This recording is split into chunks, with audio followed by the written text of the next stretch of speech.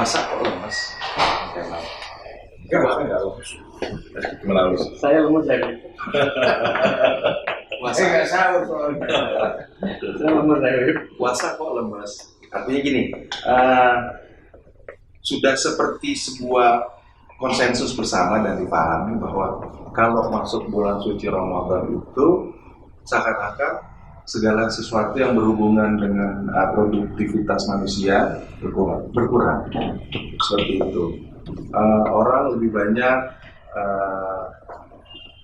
aktivitasnya direduksi, lebih banyak diam di rumah, lebih banyak melakukan hal-hal yang dianggap itu, misalnya dia tafakur di masjid, ya kan, dia membaca Quran dan lain-lain. Hal ini nggak ada yang salah. Namun kita mengacu kepada junjungan kita baginda Rasulullah SAW bahwa yang dimaksud dengan Ramadan adalah bukan berarti mengurangi aktivitas. Ramadan adalah sebuah tonggak di dalam satu tahun di mana manusia itu seharusnya mampu melejit melewati banyak hal hingga ke satu titik yang di mana sebelumnya manusia belum pernah mampu mencapainya. Iya, Manusia diminta untuk mampu mengeksplorasi diri. Kalau 2 tahun ini mungkin tidak seperti tahun kemarin. Tahun ini kan ada wabah, sehingga orang keluar itu terbatas, tidak bisa kemana-mana. Dia mau apa? Ya lebih orang daripada kan pesan pemerintah kan juga itu, daripada orang berisiko keluar tegur aparat, kan dia di rumah. Udah 10 tahun kemarin. Oke, itu bisa dimaklumi. Artinya gini, ini pengecualian. Ya. Pada dasarnya apa yang kita bicarakan sekarang bukan berbicara soal Ramadan dalam tahun 2020, di mana memang ada sebuah special case, sebuah wabah besar yang melanda tidak hanya Indonesia tapi juga dunia.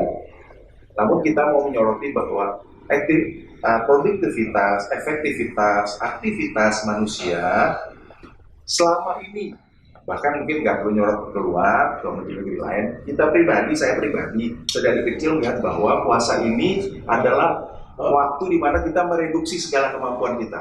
Betul. Ya, makanya menjadi sebuah hal yang menarik ketika kita membawa puasa kok lemas.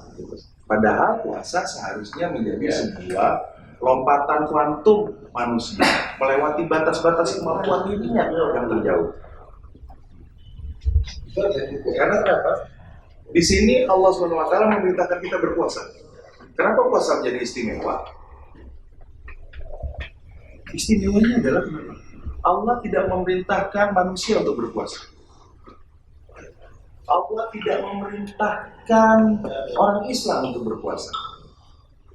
Allah hanya memerintahkan mukmin yang berpuasa. Mukmin berarti spesial nggak? Spesial.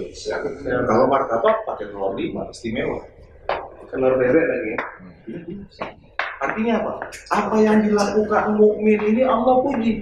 Sebagaimana Allah telah memerintahkan orang-orang beriman sebelumnya, baik dari kalangan Yahudi, Nasrani, dan yang lain-lain. Mereka dari kalangan orang-orang beriman sebelumnya. Mereka diperintahkan untuk berpuasa. Istimewa. Mukmin itu nggak harus orang Islam. Yang Iya, nanti kita bahas di luar diskusi.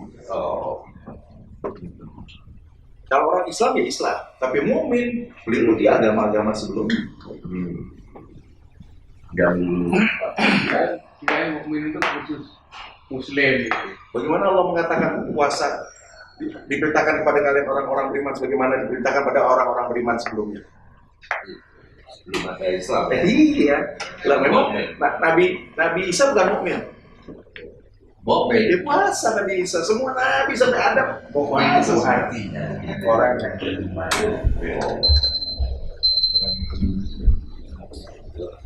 Nah, jadi betapa istimewanya puasa ini.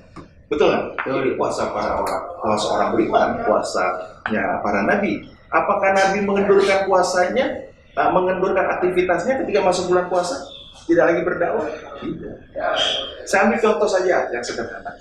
Perang Badar, adalah perang pertama kali yang dilakukan oleh Rasulullah di dalam sejarah Islam.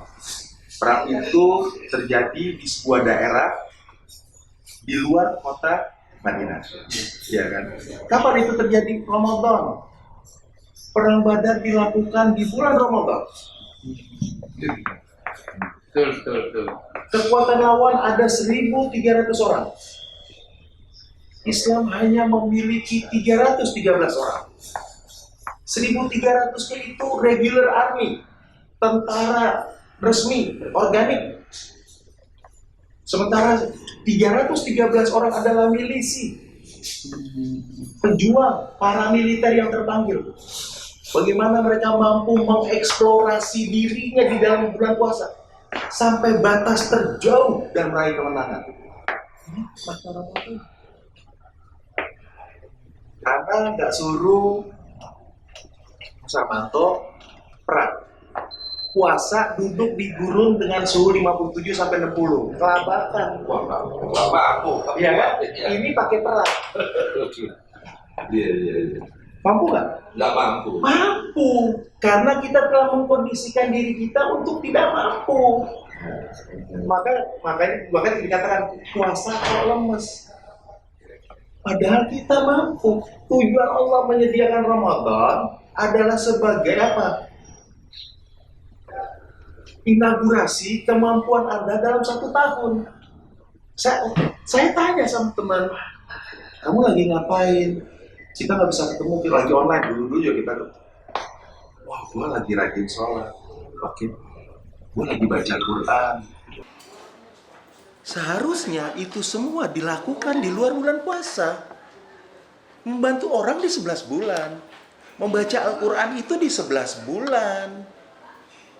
Berbuat baik, sholat, ibadah, kholwat, zikir, ratib, semua yang kita lakukan di 11 bulan. 1 bulan ini adalah inaugurasinya. Kita menuju puncak. Syawal kita menang. Karena itu tujuannya. Syawal kita meraih kemenangan. Ketika di bulan Ramadan kita mampu melewatinya.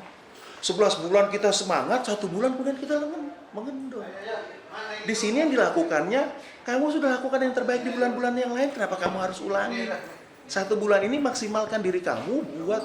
Sekarang gini, apa yang dilakukan oleh Rasulullah di dalam peperangan itu, tujuannya apa? Mendudukkan kemanusiaan dan keadilan pada tempat yang sepantasnya. Peperangan yang tidak dikehendaki oleh Rasul. Jangan menganggap Rasul gila perang, haus darah. Tetapi Rasul terpaksa berperang. Dan itu dilakukan di bulan suci Ramadan. Semata-mata apa? Menegakkan keadilan dan mendudukkan kemanusiaan pada tempatnya. Yang kedua, di tengah bangsa kita ada yang istimewa.